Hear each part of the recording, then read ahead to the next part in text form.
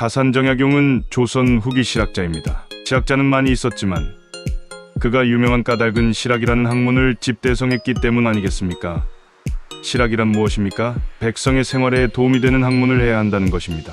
박지원이나 이익 같은 실용주의 학자들의 견해를 긍정적으로 받아들였습니다. 정약용은 학문에 있어서 창의적인 체계를 세우기 원했습니다. 그는 하나로 치우친 학문에서 벗어나 과학, 예술, 기술 등으로 배열의 총체적인 지식을 연구한 것입니다. 다산정약용이야말로 유술, 지리, 역사, 정치, 경제, 법률 등 다양한 학문에 능통한 학자였습니다. 정약용은 기존의 학문을 과감하게 비판하지 않았습니까? 당시 견고한 성리학을 비판하려면 대단한 용기가 필요했을 것입니다. 그리고 많은 위험, 부담도 피하기가 어렵지 않았겠습니까? 인간의 성품, 우주와 인간의 관계, 삶의 근원적 원리를 풀어보려는 당대의 성리학은 매우 관념적이었습니다. 다산정약용은 이런 점이 무척 마음에 들지 않았던 것입니다. 성리학의 관념성은 행위를 강조하지 않았습니다. 아무리 자연의 이치에 맞는 이론을 알고 있어도 이것이 어떤 행동으로 나타나지 않은 점을 정약용은 비판하기 시작합니다.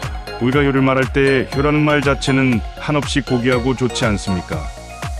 그런데 이것을 행동으로 옮기지 않으면 무슨 의미가 있겠는지 말입니다. 우리가 누군가를 사랑한다고 말할 때 말로만 수없이 그 말을 되풀이한들 무슨 의미가 있겠습니까? 다산은 지식이 실제 행동으로 옮겨져야 한다고 생각했습니다. 따라서 성리학의 비판적인 사람들은 행위를 강조하게 되는 것입니다. 백성에게 이롭지 않으면 아무런 의미가 없고 유용한 학문이 되지 못하는 것이었습니다. 당시 조선이란 사회는 어떠했습니까? 농업국가 아니었습니까? 당시 경제는 토지정책이 기반이 되었고 토지정책으로 지탱이 되었습니다. 그런데 대부분의 백성들이 농지를 소유하지 못한 것 아니겠습니까? 농지를 소유한 사람은 소수 부자에 국한되었습니다. 다산이 보기에 이러한 토지 제도야말로 매우 불합리하다고 생각한 것입니다. 그는 농지를 어떻게 소유해야 국가에도 유리하고 백성에게도 유리한지 고민하게 됩니다. 선비로서 다산은 이런 불합리한 제도를 해결하지 않고는 견딜 수가 없었습니다.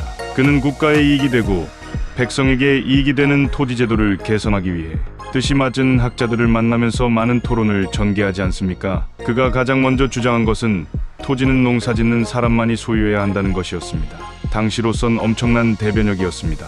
농사를 짓지 않은 사람은 토지를 소유해선 안 된다는 주장이 조선 사회를 발칵 뒤집어 놓습니다. 그는 이런 논리를 가지고 적어도 경제적 평등을 실현시키고자 했던 것 아니겠습니까? 그는 당연히 신분이며 계급을 언급하게 됩니다.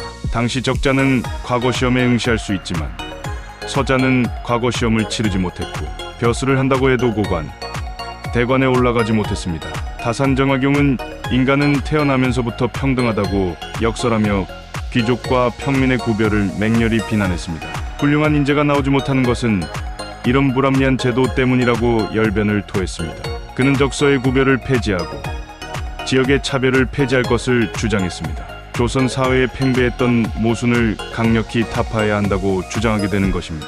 그러면서 한편으로는 부국강병설을 제시하지 않습니까? 나라가 부를 축적하지 않으면 절대 부국강병이 될 수 없다고 주장했습니다. 기술을 개발해야 좋은 물품이 생산되며 그래야만이 국가나 백성이 이롭게 살 수 있다고 주장합니다. 또한 병기를 개발해야 강한 군대를 만들 수 있는데 인간과 짐승의 차이는 기술의 개발에서 비롯된다고 주장합니다. 그는 이런 신념으로 기중기와 거중기를 개발해 건축을 함에 있어서 경비를 절약하지 않습니까? 공사 기간도 놀랄 정도로 단축합니다. 그는 말뿐 아닌 실천으로 스스로 과학적인 기구를 발명해 실제 활용한 것입니다. 조선의 진보적인 지식인들은 다산정약용에 대해 새로운 시각을 가지고 공부하기 시작합니다. 다산의 사상과 철학이 지속되었다면 일제의 나라를 빼앗긴 일도 없었을 것입니다. 하지만 일제강점기 들어오면서 이러한 다산의 사상과 철학은 꽃을 피우지 못합니다. 결국 조선이란 나라는 망하지 않았겠습니까?